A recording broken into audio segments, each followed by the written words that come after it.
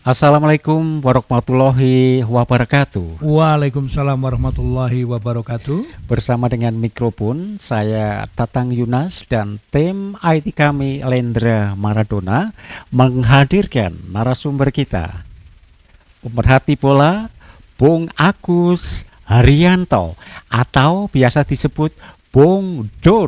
Ya, selamat datang Bung. Selamat datang Bung Tatang. Sehat ya? Sehat ya, sehat ya. Sehat. Ya. Terima kasih, alhamdulillah. Ya, kelihatannya sudah bugar sekali ya pada siang hari ini. Iya, hari ini udah ngopi 2 kali tadi. Dua kali, luar biasa ini. Biar fresh gitu ya. Biar fresh. Saya aja masih mau Bung nanti Iya. setelah podcast ini, dan mudah-mudahan ini nanti ke depan kita bisa memberikan edukasi kepada teman-teman dengan memberikan informasi bola yang menarik tentunya. Baiklah kawan, kalau kita kemarin membahas FIFA Series, sekarang kita membahas Piala AFF atau ASEAN Uni Cup tahun 2026.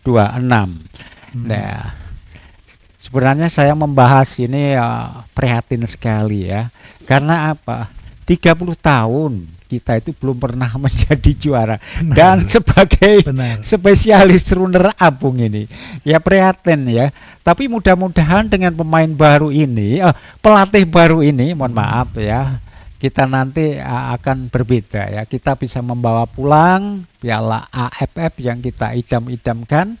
Ya, karena itu 30 tahun kita belum pernah mendapatkannya.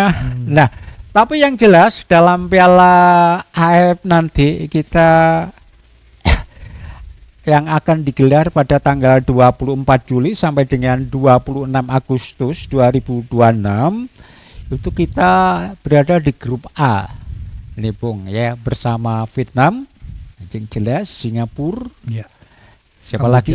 Kamboja dan playoff ya, antara pemenang playoff itu ya. Pemenang playoff Timor Leste dan Brunei dari Darussalam ya. Bung, kalau kita melihat kombinasi sekarang ini ya, kita bahas ya saja ini. Kita sekarang mencari kombinasi yang pas di lini depan. Memang yang selalu menjadi topik paling hangat kalau bahas timnas itu nomor 9 yaitu striker dan nomor 10 nih second striker murni ya. Nah, ini sering kali ya terlihat tidak ada kekompakan. Tidak ada kekompakan atau mungkin kurang ada suplai dari lini tengah. Ini pemain dari lini tengah. Kalau kita lihat kemarin ya, Ramadan Sananta itu ya selalu gagal lah untuk menciptakan gol itu. Itu bagaimana ini menurut Anda ini? Apakah kita ini sekarang ini kekurangan nomor 9 atau lini tengahnya yang kurang memberikan suplai bola kepada striker murni kita ini? Bagaimana pendapat Anda ini? Jadi dulu kita itu punya beberapa striker murni sekaligus juga haus gol ya. Sebut saja dulu ada di eranya tahun 80-an, di eranya Ricky Yacobi, muncul lagi ada namanya Rocky Putirai, ada lagi Kurniawan Dwi Yulianto, dan terakhir Boaz Salosa. Setelah itu memang kita masih belum memiliki sosok striker yang betul-betul terginas ya. Terginas, ya, betul ya. Artinya memang naluri untuk mencetak gol memang itu tidak sehebat striker-striker pendahulunya. Itu sebut saja Ricky Yacobi itu salah satu striker yang sangat disegani di Asia Tenggara, termasuk Kurniawan Dwi Yulianto, Boaz dan Boaz Salosa. Itu ancaman serius bagi lawan di kawasan Asia Tenggara. Nah, problem yang terjadi hari ini adalah kita masih kekurangan striker murni yang memang betul-betul haus. Banyak faktor ini Bung Tatang ya. Mungkin kehadiran para pemain asing di liga kita itu memang mempersempit menit bermain. Itu. Mempersempit menit bermain para striker-striker lokal ya. Kan berbeda. Kalah bersaing ya. Kalah bersaing. Berbeda di eranya Rocky Putirai, Ricky Yacob, Kurniawan atau Boaz Salosa, itu kan nggak begitu banyak ya dominasi pemain-pemain asing ya. Asing, Nah, kalau betul, sekarang ya. Sekarang hampir ini semua persoalan menit bermain, apakah itu juga berpengaruh terhadap kualitas sosok striker? Memang iya, memang kita harus akui. Berarti perlu Iya. jam ya, jam Ya. terbang Ya, dari jam pemain-pemain terbang. kita. Iya, betul. Itu langkah apa yang seharusnya diambil oleh PSSI itu ya? Ya memang ini karena sepak bola itu adalah industri, ya kita memang repot ya, apalagi ada regulasi sekarang, jumlah pemain asing yang bisa bermain di dalam satu pertandingan itu juga bertambah. Nah ini sebenarnya semakin mengikis peluang pemain-pemain lokal kita untuk bisa bersaing sekaligus menambah menit bermain. Tapi ini juga sekaligus motivasi bagi pemain-pemain lokal kita untuk lebih bersemangat agar bisa mendapat tempat Ya, saat betul. timnya bermain. Bung, dalam sepak bola modern saat ini ya, pelatih saat ini, apakah kita lebih membutuhkan striker yang bertipe walk in the box, yang jarang pegang bola itu tadi, yang langsung bisa menceploskan gol, ya. gawang, atau kita perlu striker yang turun naik Pekerja, seperti striker pekerja keras ya. itu bagaimana itu? Ya kita kalau melihat bahwa John Hedman salah satu target yang dibebankan oleh PSSI itu tadi yang Anda sebut, bahwa mengobati dahaga 30 tahun kita belum pernah juara Piala AFF. Nah, ya soal formasi dan pola atau taktik bermain itu tentu PSSI akan menyerahkan sepenuhnya kepada John Hedman. Kalau melihat penampilan timnas kemarin di FIFA Series 2026, memang John Hedman bermain tanpa striker dengan tetap memasang pakem sepak bola modern, 3 pemain jangkar di belakang. Nah, kendala yang terjadi adalah lagi-lagi lini depan kita kurang optimal. Kurang optimal. Ya, ini akan menjadi pekerjaan rumah bagi John Hedman untuk segera mencari sosok striker itu yang bisa nanti menjadi mesin gol. Ya, kalau di kita Piala AFF nanti. Kita kembali ya di AFF ya ini. Kalau kita melihat nomor 10 itu, Bung, itu adalah sebagai otak permainan ya, jangkar. Ya, kalau posisi ini tidak maksimal, jarak antara gelandang bertahan dan striker jauh, terlalu jauh, siapa sosok yang paling ideal untuk mengisi slot nomor 10 saat ini dalam Piala AFF nanti? Ya. Apakah kita butuh pemain yang dengan visi umpan terobosan atau sebaliknya? Ini perlu kita kaji. Ya. Silakan. Dulu di saat Kurniawan Dwi Yulianto itu tampil sebagai striker murni, dulu ada second strikernya namanya Widodo Cahyono Putra. Ya, itu kemarin dari cukup itu chemistry muncul, cukup ya, terjaga. Dan kalau melihat sekarang, karena kemungkinan besar oleh Romeni tidak bisa tampil di Piala AFF, mungkin nanti John Hedman masih punya alternatif memasangkan second strikernya Hoki Caraka nanti. Hoki Caraka, atau mungkin bisa juga pemain dari Persib itu mungkin kalau Beckham nggak mungkin jadi second striker. Ada lagi striker dari Persib, saya lupa namanya itu siapa. Jadi memang butuh sosok second striker yang bisa menopang nanti kalau Sananta diplot menjadi striker murni. Bisa ya itu nanti ya. Iya.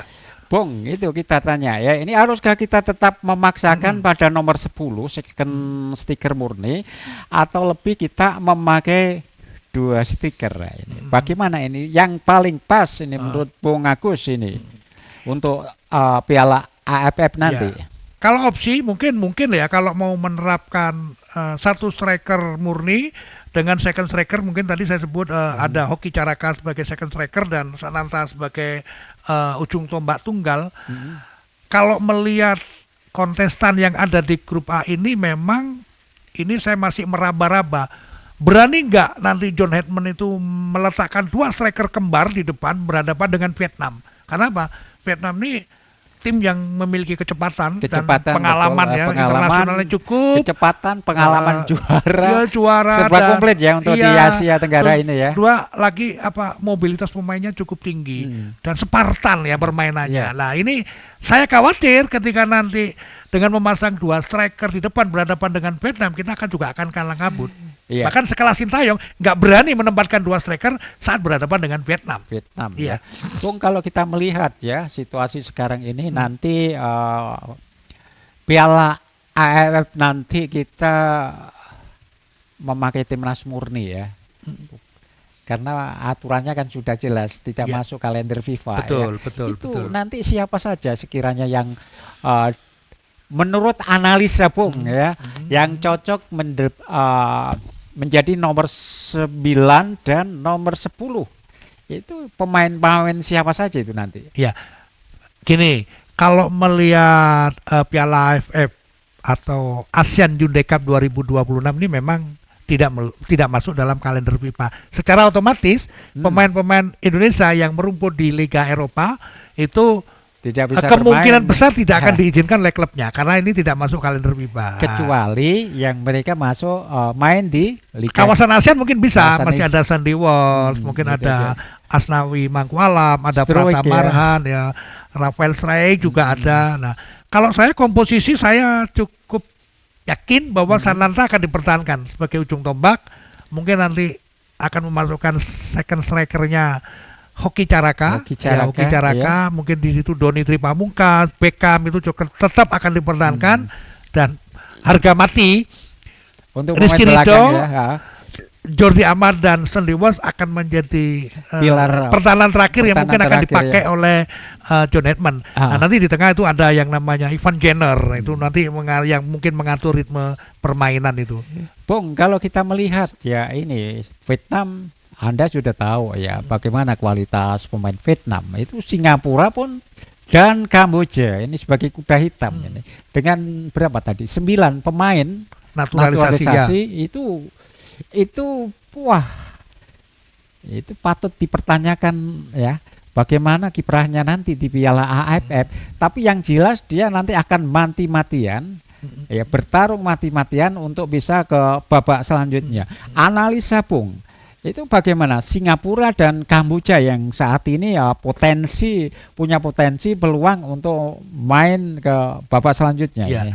Jadi kalau secara hitung-hitungan memang Vietnam paling diunggulkan di grup A ya, karena selain juara bertahan juga mereka akan menurunkan tim utama, tim inti ya yang akan Tim tampil inti, karena betul. ya karena dia mungkin merasa berhadapan dengan Indonesia di fase grup. Nah, kalau hitung-hitungan Singapura dan Kamboja memang Singapura lebih unggul karena Singapura juga punya pengalaman pernah juara AFF. Juara AFF Kamboja ya. belum pernah. Belum pernah. Nah, Indonesia pun Indonesia belum pernah. spesialis Iya, ya. spesialis runner up. Tapi cara head to head Kamboja kalah telak kalau dengan Indonesia dan dulu itu Kemarin menjadi- Bung itu Bung ya. Tapi sekarang belum tentu loh ya, ya. artinya- dengan 9 naturalisasi itu Betul. tadi ya. Dengan kehadiran 9 pemain naturalisasi tentu ini menjadi warning bagi John Edmond untuk tidak meremehkan Kamboja. Ya, Kamboja betul ya. Ya, ini akan menjadi peringatan bagi John Edmond untuk segera menyiapkan komposisi pemain terbaik tanpa pemain Indonesia yang sedang merumput di Liga Eropa.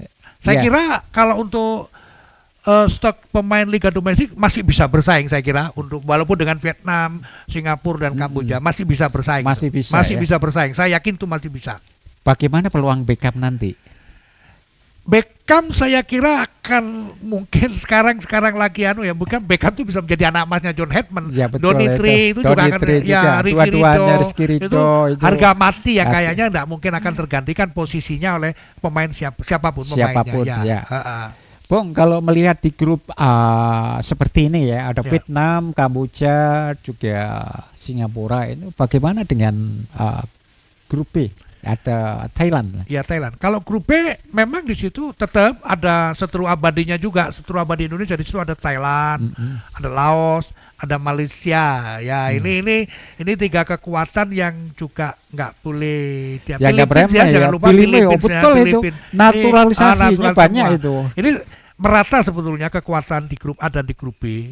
Karena di situ Thailand juga nggak bisa memandang remeh Filipina dan Malaysia ya. Belum lagi nanti mungkin Laos ya, walaupun sering pernah menjadi kuda hitam, tapi nggak terlalu tapi Malaysia dan Filipina akan menjadi jalan terjal Thailand jika Thailand tidak waspada. Sama dengan di sini mana Kamboja dan Kamboja, Singapura juga Singapura. akan menjadi jalan terjal Jadi. Vietnam dan Indonesia. Nah ini nanti. Bung, kalau melihat ya kita analisa ya, kita evaluasi ini bagaimana ke depan ini. Apakah timnas nantinya bisa lolos ke babak selanjutnya atau mungkin sebagai runner up grup ya atau sebagai juara grup itu bagaimana menurut Anda itu untuk selanjutnya agar kita bisa terus berlaga di laga-laga selanjutnya itu. Secara matematis untuk lolos fase grup cukup terbuka peluangnya. Kita nggak ngomong juara grup atau runner up grup ya, tapi yang penting Kita lolos dulu dari dulu babak ya. fase grup, kita langsung melangkah ke babak semifinal. Lah, kalau untuk juara grup ya kita memang harus berebut dengan Vietnam ya, harus berebut betul, dengan ya. Vietnam. Kalau untuk lolos dari fase grup saya kira peluang cukup terbuka lebar, cukup terbuka lebar. Dan saya yakin Singapura dan Kamboja bisa dilewati. Kalau ngomong sama Vietnam ya 50-50 lah 50-50 peluangnya untuk ya. berebut menjadi juara grup nanti. Bagaimana peluang Thailand di grup B? Ya, Thailand atau sebutan tim gajah perang itu tidak sementereng dulu ya. Kalau Thailand mungkin dulu rajanya ASEAN ya. Raja Jadi ASEAN, kita itu betul ketemu ya. Thailand itu sudah grogi ya. Sekarang tidak lagi.